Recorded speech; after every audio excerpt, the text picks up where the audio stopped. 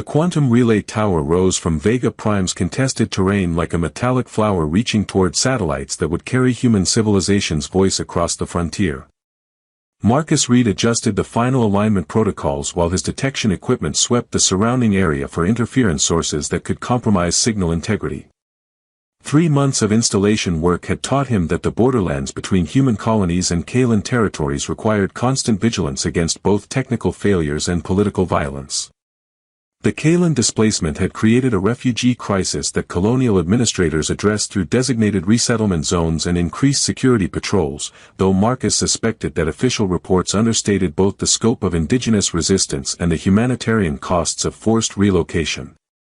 His engineering assignments kept him in the neutral territories where policy became personal reality.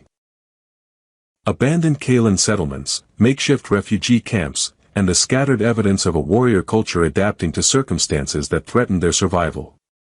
Base control, this is Reed at Installation Site 7 Alpha, he announced into his communication array. Primary relay operational. Signal strength optimal. Estimated completion time for secondary array, 6 hours. Copy, Reed. Be advised that Kalan patrol activity has increased in your sector. Maintain security protocols and report any indigenous contact immediately. Marcus acknowledged the transmission while privately questioning whether security protocols adequately addressed the complexity of encounters with beings whose homeworld had been systematically appropriated by his own species. The Kalan possessed technology, social organization, and military capabilities that demanded respect rather than simple containment, though colonial policy seemed designed to avoid acknowledging their sophistication. Movement in his peripheral vision made him pause calibration procedures to scan the tree line that bordered the installation site. The Kalan moved with fluid precision that made them difficult to detect even when he knew they were present, their natural camouflage abilities enhanced by intimate knowledge of terrain that humans had only begun to map. "I know you're there," he said quietly, not expecting response but hoping to establish non-threatening contact. "I'm just installing communication equipment. No weapons, no territorial claims." The forest remained silent except for native wildlife sounds that could easily mask the presence of observers whose enhanced hearing would detect every word he spoke. Marcus returned to his equipment calibration, though he remained aware of subtle environmental changes that suggested continued observation. 3 weeks of such encounters had established a pattern. Someone was watching his work with obvious curiosity about human technology, though they maintained careful distance that respected both species' security concerns. The communication relay represented his most complex installation yet, requiring precise alignment with orbital satellites while compensating for atmospheric interference that created unique challenges on frontier worlds. The technical work demanded concentration that made him vulnerable to surprise, though his observer seemed more interested in educational observation than tactical advantage. "Signal calibration complete," he announced to his unseen audience. "Primary array online. Secondary installation begins in 30 minutes. This time he caught a glimpse of movement, a figure that retreated deeper into forest cover but not before revealing distinctive pointed ears and the fluid movement patterns that marked Kalan physiology. Young, possibly female, demonstrating the enhanced reflexes that made her species such formidable warriors even at early ages. Marcus had heard rumors about displaced Kalan children surviving alone in the contested territories, using their natural abilities to avoid both human patrols and their own species' military units that might press them into combat service. The possibility that his observer was one of these refugee children created moral complications that his engineering training hadn't prepared him to address. "If you're hungry," he said while unpacking equipment for the secondary installation, "I have extra food rations. Standard human nutrition, but probably safe for Kalan physiology." He placed a sealed meal package on a supply container where it would be visible from the forest edge, then continued his technical work while pretending not to monitor whether his offering would be accepted. The secondary relay required ground penetration analysis to ensure stable foundation placement, and his scanning equipment immediately detected subsurface anomalies that made his blood run cold. Metallic signatures, geometric patterns, chemical compositions that indicated military ordnance buried beneath the installation site. "Well, that's not good," he muttered, reviewing scanner data that showed multiple explosive devices scattered throughout the area where he'd been working for hours.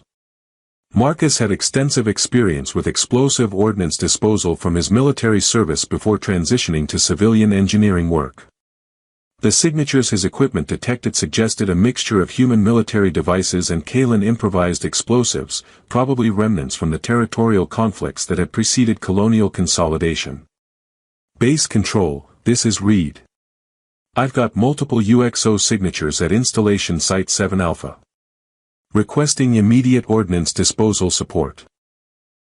Negative, Reed. EOD teams are committed to priority operations in Sector 12. Can you postpone installation pending specialist availability? Marcus looked at his equipment readings, then at the food package that had disappeared from the supply container while he'd been focused on explosive detection. Base Control, the ordnance appears unstable. Ground vibration from relay installation could trigger detonation. I'm qualified for disposal operations, but I'll need extended timeline for safety protocols. Understood. Proceed with caution.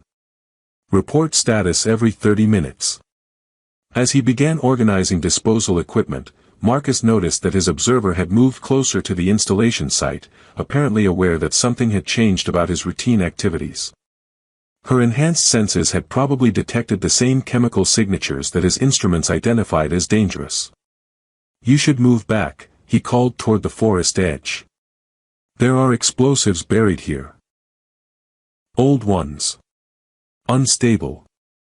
The warning seemed to produce the opposite of its intended effect, as his observer emerged from concealment with obvious concern rather than retreating to safety. For the first time, Marcus got a clear look at the young Kalen who'd been watching his work for weeks. She appeared to be about 12 years old by human standards, with the distinctive pointed ears and silver-streaked hair that marked her species. Her clothing was makeshift but functional, suggesting someone who'd learned to survive independently in challenging circumstances. Most significantly, her expression showed intelligence and concern that indicated she understood both the danger he'd described and the implications of his disposal work. Dangerous, she said in carefully pronounced Standard Galactic, apparently having learned basic human language through observation of his technical communications. You stay back. I help. Marcus felt his understanding of the situation shift fundamentally as he realized that his weeks of patient observation had been reciprocated, and that the young Kalen refugee had been learning far more than language through their cautious interactions. The explosive ordnance disposal protocols that Marcus had learned during military service assumed adequate equipment, specialist support, and controlled environments that minimized risk to civilian populations. Working alone in contested territory with improvised tools while a young Kalen observer insisted on helping created conditions that violated every safety guideline he'd ever been taught. Lyra, she said, pointing to herself with careful pronunciation. My name Lyra. You Marcus, yes. He nodded, surprised that she knew his name despite weeks of maintaining careful distance. Lyra, this is very dangerous work. You should go far away while I remove the explosives. No, she replied with the stubborn determination that apparently transcended species boundaries. I stay. I help. Kalen senses better than human equipment for finding danger. Marcus consulted his detection scanner, which showed multiple metallic signatures scattered throughout the installation site like a deadly underground constellation. The devices appeared to be a mixture of human military ordnance and Kalen improvised weapons, creating disposal challenges that required understanding both technological approaches. Lyra, can you detect chemical signatures that my equipment might miss? She nodded enthusiastically, closing her eyes and inhaling deeply through her nose. Her pointed ears twitched with subtle movements as she processed sensory information that human perception couldn't access. 3 big ones, she said, gesturing toward different sections of the installation site. Very old. Very unstable. Also many small ones that smell like Kalen firemakers. Marcus checked his scanner readings against her assessment and found remarkable correlation between her sensory detection and his technological analysis. Firemakers. Kalen word for explosive devices. Made from mining equipment, power cells, metal fragments. Very dangerous if disturbed. Can you guide me to the safest areas for beginning disposal work? Lyra spent several minutes walking carefully around the installation site, her enhanced senses apparently mapping underground threats with precision that his equipment envied. She marked safe zones with stones while identifying danger areas with broken branches that created a visual warning system. Begin here, she announced, indicating a section where his scanner showed minimal explosive signatures. Work toward big ones slowly. I watch for changes in chemical smells that mean danger increasing. Marcus began the delicate process of excavating the first explosive device, using hand tools that minimized ground vibration while Lyra monitored for signs of increasing instability. Her ability to detect chemical changes that preceded cascade reactions provided early warning capabilities that his instruments couldn't match. This one is human military, he said, carefully exposing a standard demolition charge that had been buried for months. Probably left from clearing operations during initial settlement construction. Safe to move? Lyra asked, watching his disposal procedures with obvious interest in human engineering techniques. Should be. The detonation mechanism appears stable, though the explosive compound has degraded in ways that make it more sensitive to shock. He successfully removed the device using techniques that combined standard disposal protocols with enhanced caution dictated by Lyra's sensory feedback about chemical stability. Their collaboration was proving more effective than either could achieve independently. You learn fast, Marcus observed as they moved to the next explosive location. Understanding human technology and disposal methods. Kalen children learn by watching, listening, remembering. Your technical words teach me human thinking patterns. And your sensory abilities teach me Kalen perception methods. We make a good team. Lyra smiled with the radiant expression that transformed her features from wartime survivor to the child she should have been allowed to be. Good team, yes. Both species have useful knowledge.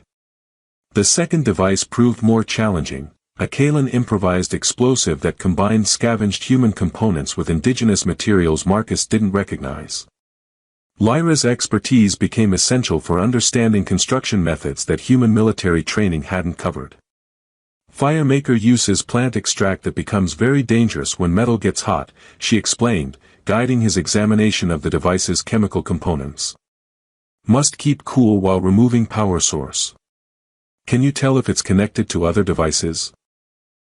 Sometimes improvised explosives are linked to create larger detonations. Lyra closed her eyes and inhaled deeply, her enhanced senses analyzing chemical signatures that might indicate connected systems. No connections. But unstable. Moving too fast could cause fire without power source.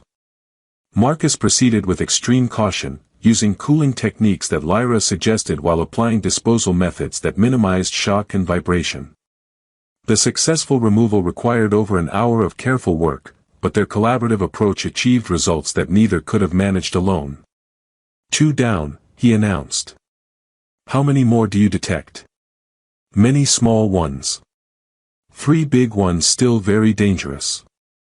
But Marcus. She paused, her ears twitching with expressions that indicated concern. Chemical smells changing.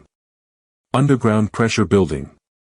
Big explosives becoming more unstable. Marcus checked his instruments, confirming that seismic readings showed increasing subsurface instability. The disposal work might be triggering pressure changes that affect the remaining devices. Yes. Like domino effect. Each removal changes underground balance, makes other explosives more sensitive. Which means we need to work faster, but working faster increases the risk of triggering the exact reactions we're trying to prevent. Lyra studied the installation site with the intense concentration that marked her species' tactical thinking. Marcus, maybe we approach differently. Instead of removing all explosives, we make controlled detonation of small ones while big ones still stable. A controlled demolition to relieve underground pressure before attempting to handle the major devices? Yes. Like releasing steam from pressure container before opening safely. Marcus considered the proposal, recognizing that Lyra's tactical instincts might provide solutions that purely technical approaches couldn't achieve. That could work, but it requires perfect timing and precise placement of secondary charges. I help with timing. My senses detect when pressure reaches safe levels for controlled release. They spent the next hour preparing for controlled detonation of selected devices while monitoring the stability of major explosive caches. Lyra's ability to sense chemical and pressure changes provided real-time feedback that allowed Marcus to time the detonation sequence for maximum safety. "Ready?" he asked, his finger hovering over the remote detonator. "Ready," Lyra confirmed, though her expression showed the tension that came from betting both their lives on collaborative analysis of unstable explosives. The controlled detonation sequence proceeded exactly as planned, with small explosions relieving underground pressure while leaving the major devices stable enough for careful removal. Marcus and Lyra worked together with the synchronized efficiency that marks successful partnerships, their different capabilities combining to solve problems that neither could handle independently. "One more big device," Lyra announced as they approached the final major explosive cache. "But chemicals smell very strange. Not like others." Marcus's scanner readings confirmed her assessment. The final device showed signatures that didn't match either human military ordnance or standard Kalan improvised weapons. "Can you identify what makes it different?" "Smells like multiple systems combined. Human, Kalan, and something else. Like someone built trap using parts from both species' weapons." The realization created a chill that had nothing to do with the evening temperature. "Lyra, I think this is a deliberately constructed device designed to kill anyone who attempts disposal." "Booby trap?" "Exactly. Which means approaching it triggers mechanisms that we haven't prepared for." The final explosive device presented challenges that exceeded both Marcus's technical training and Lyra's sensory capabilities, its hybrid construction combining human military precision with Kalan tactical ingenuity in ways that created multiple redundant detonation mechanisms. Marcus studied the scanner readings that showed a complex system designed to defeat standard disposal techniques from either species. "This wasn't built during combat," he said, reviewing the device's sophisticated construction. "Someone took time to create a trap specifically designed to kill disposal specialists." Lyra circled the buried explosive at careful distance, her enhanced senses analyzing chemical signatures that grew more complex the longer she examined them. "Smells like revenge. Made by someone who understood both human and Kalan engineering but hated both. A hybrid device built by someone with access to technology from both sides of the conflict." "Yes. But Marcus, chemical balance very unstable. Our disposal work changed underground pressure in ways that make this device more dangerous than original design." Marcus consulted his instruments, confirming that seismic readings showed continuing subsurface instability despite their successful controlled detonations. The relief of pressure from smaller devices had apparently created new stress patterns that affected the major explosive stability mechanisms. "How much time do we have before it becomes too unstable to approach safely?" Lyra closed her eyes and inhaled deeply, processing chemical information that his equipment couldn't detect. "Chemical changes accelerating. Maybe 30 minutes before automatic detonation. Maybe less. And if we attempt disposal now? Very dangerous. Multiple trigger systems. Disturbing any component could cause immediate explosion." Marcus looked at the installation site where they'd successfully removed dozens of explosive devices through careful collaboration, then at the young Kalan who'd risked her own safety to help him save both their lives. The final device represented a threat to everything they'd accomplished together. "Lyra, I want you to move to minimum safe distance while I attempt final disposal. If something goes wrong, at least one of us survives to warn others about the booby trap." "No," she replied with emphatic determination. "We work together. My sense is needed for detecting trigger activation before it becomes fatal. This is different from the other devices. The risk level exceeds anything we've handled. Risk level high for both species if explosive detonates. Chemical signature suggests blast radius includes Kalan refugee camps and human settlement areas. Marcus realized that the device's placement and explosive yield could affect civilian populations from both sides of the territorial conflict. A revenge weapon designed to cause maximum casualties regardless of who triggers it. Exactly. So we prevent triggering, or we die trying to prevent much worse deaths. They spent 20 minutes analyzing the device's construction through remote examination, identifying trigger mechanisms that included pressure sensors, chemical detection systems, and timing circuits that could initiate detonation through multiple pathways. The redundant design meant that disabling any single system could activate others. The only way to prevent detonation, Marcus concluded, is simultaneous neutralization of all trigger systems, which requires perfect coordination and precise timing. I detect 4 separate trigger pathways, Lyra reported. 3 respond to physical disturbance, 1 responds to chemical changes in surrounding soil. Can you monitor all 4 pathways simultaneously while I attempt disposal? Yes. But Marcus, if triggers activate faster than you can neutralize them, explosion becomes inevitable. Then we'll have to be faster than the triggers. Marcus began the most dangerous disposal operation of his career, working with microsecond precision while Lyra provided real-time feedback about trigger system status.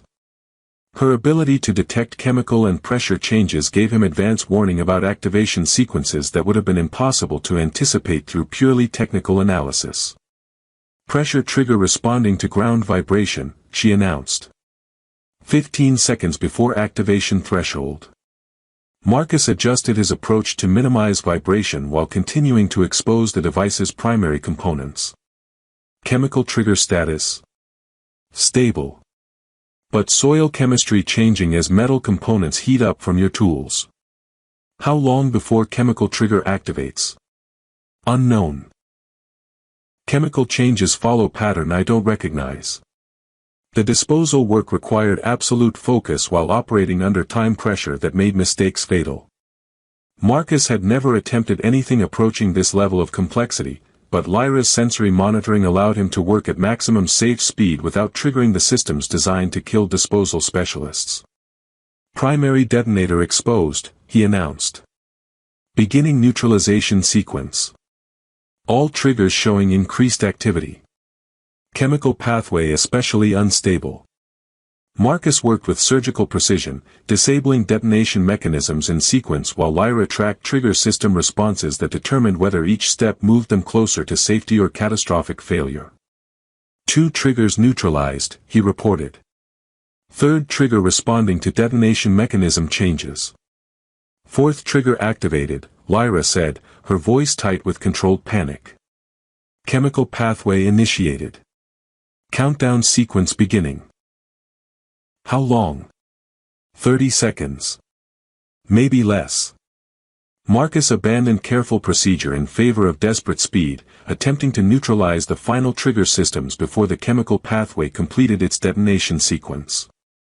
His hands moved with precision born of experience while Lyra counted down the remaining time. 20 seconds. Chemical reaction accelerating. 3rd trigger neutralized. Working on 4th trigger now. 15 seconds. Marcus, if this doesn't work. It's going to work. 10 seconds. Chemical reaction reaching critical threshold. Marcus completed the final neutralization sequence just as Lyra announced 5 seconds remaining, his last tool movement severing the connection that would have triggered the massive explosion designed to kill anyone who attempted disposal. Countdown stopped, Lyra announced with profound relief. All triggers neutralized. Device safe. Marcus sat back on his heels, feeling adrenaline subsiding as he processed how close they'd come to catastrophic failure. That was the most dangerous disposal operation I've ever attempted. That was the most dangerous anything I've ever attempted, Lyra replied. But we succeeded. Both species safe from revenge weapon. They spent the next hour completing final safety checks and documenting the device's construction for future reference, their collaborative analysis revealing that the booby trap had indeed been designed by someone with intimate knowledge of both human and Kalan military technologies. Marcus, Lyra said as they prepared to depart the now-safe installation site, this device was built by someone who wanted humans and Kalen to kill each other through failed disposal attempts. Someone who benefited from continued conflict between our species. Yes. Which means there may be other such devices in other locations. Marcus looked at the quantum relay tower that could now be completed safely, then at the young Kalen who'd risked everything to help him protect both their peoples from a weapon designed to perpetuate war through engineered tragedy. Lyra, he said carefully, would you be willing to help me identify other booby trap locations?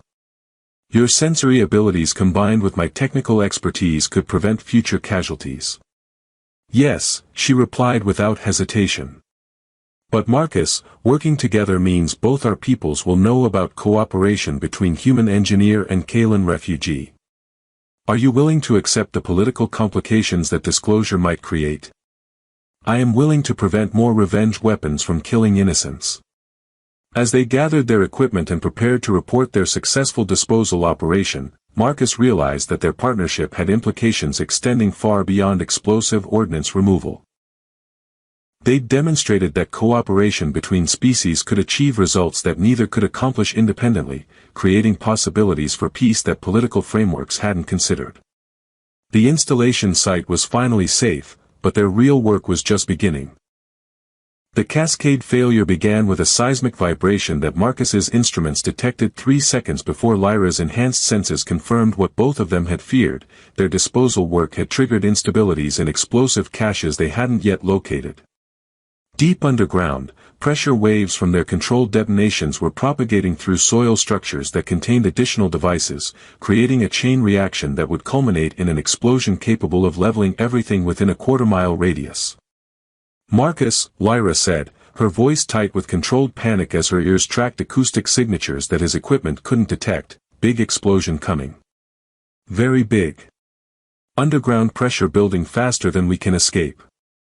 Marcus checked his scanner readings, confirming that seismic activity was increasing exponentially as buried explosive devices responded to pressure changes that their disposal work had inadvertently created. How long do we have? 30 seconds. Maybe less. The blast zone would extend far beyond their ability to reach minimum safe distance, even with Lyra's enhanced speed and his knowledge of the terrain. Marcus looked at the young Kalen who'd risked everything to help him protect both their peoples, and made a decision that surprised him with its clarity. Lyra, get down and stay low. Marcus, we run together or... No time to argue. The underground pressure reached critical threshold with a sound like the planet's crust cracking, and Marcus threw himself over Lyra just as the cascade detonation erupted from beneath the installation site. The explosion tore through soil and rock with devastating force, hurling debris across the neutral zone while thermal shock waves superheated the air to temperatures that would have been instantly fatal to exposed flesh. Marcus absorbed the impact of metal fragments and rocky shrapnel, his body serving as a shield that protected Lyra from the worst effects of the blast while he bore the full brunt of destruction that should have killed them both. Consciousness faded as his nervous system shut down in response to trauma that exceeded his body's capacity to process, his last awareness being the weight of responsibility for someone whose survival had become more important than his own. Darkness claimed him with the finality that comes from injuries that test the absolute limits of human endurance. When consciousness returned, Marcus found himself in an environment that defied his understanding of tactical realities and medical possibilities. He lay on soft bedding that smelled of native vegetation and healing compounds, his wounds expertly treated with techniques that combined human medical knowledge with Kalen therapeutic methods he'd never encountered. More significantly, he was surrounded by dozens of Kalen warriors whose presence should have represented mortal danger but instead radiated protective vigilance. Their armor bore the ceremonial markings that indicated elite military units, while their weapons remained sheathed in gestures of respect rather than threat. "You wake," said a voice he recognized, and Marcus turned his head to see Lyra sitting beside his bed, no longer the isolated refugee he'd protected but clearly someone of great importance to the assembled warriors who deferred to her with obvious reverence. "Lyra," he managed, his voice hoarse from respiratory damage caused by inhaling superheated gases. "Are you hurt?" "I am safe because of you," she replied, her standard Galactic now fluent in ways that suggested extensive education rather than survival learning. "You saved my life." Again. Marcus looked around the medical facility, noting that the Kalan warriors were watching him with expressions that combined curiosity, respect, and something that might have been awe. "Where are we?" "Kalan territory. Sacred healing grounds of my people." Lyra gestured toward the assembled warriors. "These are the Moonblood Guard, elite protectors of our royal bloodlines." "Royal bloodlines?" "Marcus," she said gently, "I must tell you truth that I could not reveal while we worked together. I am not refugee child surviving alone in contested territories." The realization hit him with force that had nothing to do with his physical injuries. "Your Kalan nobility. I am Lyrathel Moonwhisper, daughter of Warchief Kethval, heir to the territorial claims that your people contest through colonial expansion." Her expression showed both apology and gratitude. "I was separated from my guard during reconnaissance mission, not displaced during forced relocation." Marcus felt his understanding of their entire relationship shift as he processed implications that extended far beyond individual survival. "A Kalan princess was watching me install communication equipment for weeks. A Kalan heir was learning about human engineering methods while evaluating human character through direct observation," she corrected. "My father needed to understand whether humans possessed capacity for honor and cooperation, or whether military resistance was our only viable option." The assembled warriors remained silent while Marcus absorbed the political dimensions of what had transpired between them. "And your assessment?" "My assessment," Lyra said with radiant certainty, "is that humans like Marcus Reed demonstrate qualities that make peace possible, if both sides choose cooperation over conquest." An older Kalan warrior stepped forward, his ceremonial armor identifying him as someone of supreme military authority. When he spoke, his standard Galactic carried the formal precision of diplomatic communication.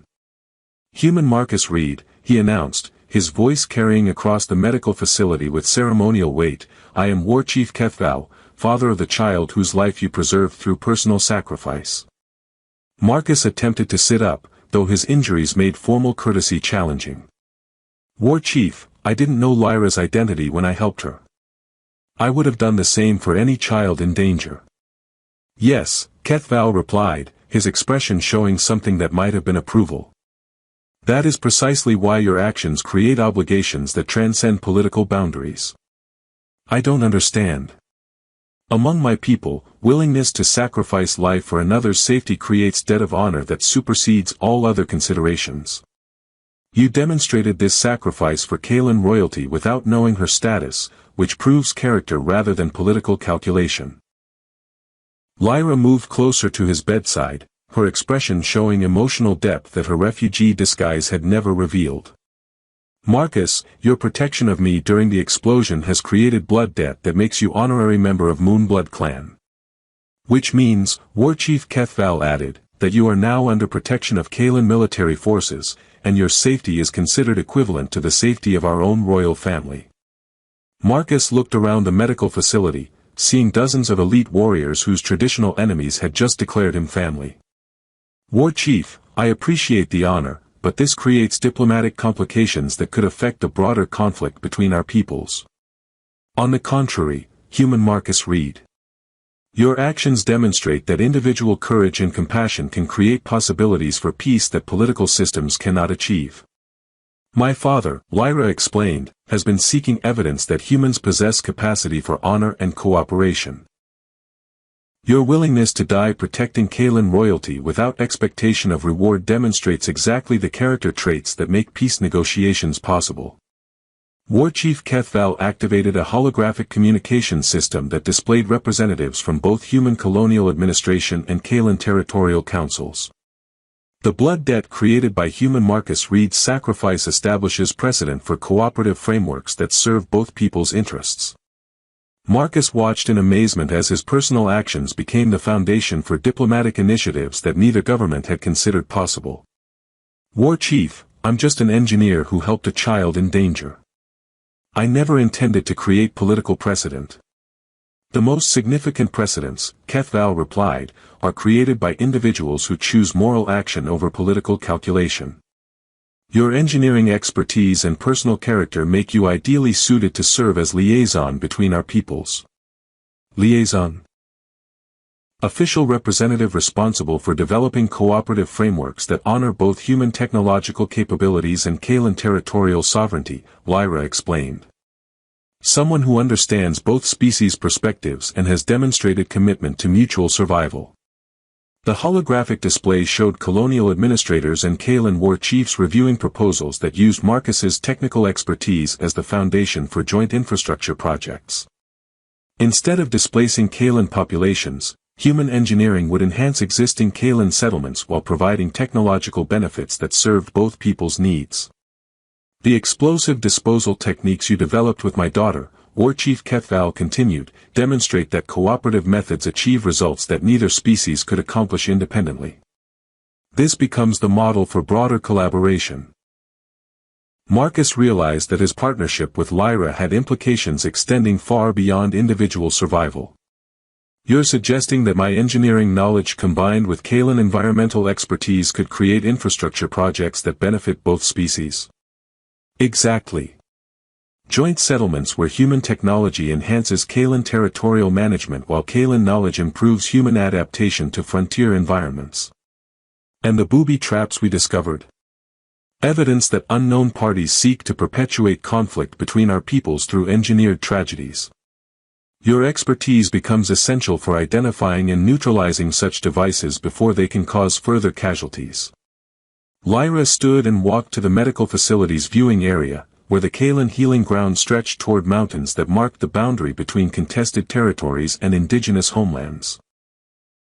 Marcus, will you accept appointment as Chief Engineering Liaison for the Kalan Human Cooperative Council? Marcus looked around the medical facility filled with warriors who had become protectors, at the princess who had taught him that cooperation could transcend species differences, and at holographic displays showing infrastructure projects that could transform colonial conflict into mutual development. Lyra, he said carefully, accepting such a position means that I become responsible for implementing policies that could either create lasting peace or catastrophic failure. Yes. But you have already demonstrated willingness to risk everything for the welfare of both our peoples. And you'll be working with me on these cooperative projects? As my father's representative and heir to territorial authority, yes. Our partnership continues, but now with official support rather than secret collaboration. Marcus felt strength returning to his body as Kalan medical treatments accelerated his healing beyond anything human medicine could achieve. Then yes. I accept appointment as Chief Engineering Liaison, with the understanding that my primary commitment is to projects that serve both people's interests. The assembled warriors responded with ceremonial approval that marked formal acceptance into Kalan's social structure, while holographic displays showed human colonial administrators agreeing to cooperative frameworks that none had imagined possible weeks earlier. The quantum relay installation that started our partnership, War Chief Kethval announced, becomes the first joint infrastructure project, with Kalan environmental specialists working alongside human engineers to create communication networks that serve both species' needs. 6 months later, Marcus stood at the completed installation site where his partnership with Lyra had begun, watching human engineers and Kalan specialists collaborating on infrastructure projects that transformed frontier conflict into cooperative development. The booby traps they discovered had led to identification and neutralization of dozens of similar devices, preventing casualties that would have perpetuated war through engineered tragedy. The joint settlements are exceeding all projected success metrics, Lyra reported. Consulting data displays that showed human technology enhancing Kalan environmental management while indigenous knowledge improved human adaptation to frontier conditions. And the Cooperative Council? Expanding to include additional species who observe that mutual development creates better outcomes than territorial conquest. Marcus looked across the installation site where humans and Kalan worked together with the synchronized efficiency that marked successful partnerships, their different capabilities combining to solve challenges that neither could address independently. Lyra, he said, do you ever wonder what would have happened if I hadn't decided to shield you during that explosion?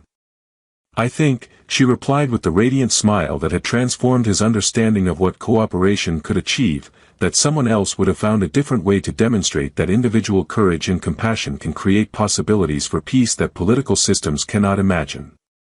But probably not as dramatically. Definitely not as dramatically. Though I suspect the galaxy needed exactly that level of drama to prove that some things are worth the risk. Their partnership had begun with explosive disposal and evolved into something that was reshaping the relationship between species across the frontier territories. Marcus realized that sometimes the most important bridges between peoples were built not through diplomatic negotiation, but through the simple courage to protect someone whose survival had become more important than your own safety.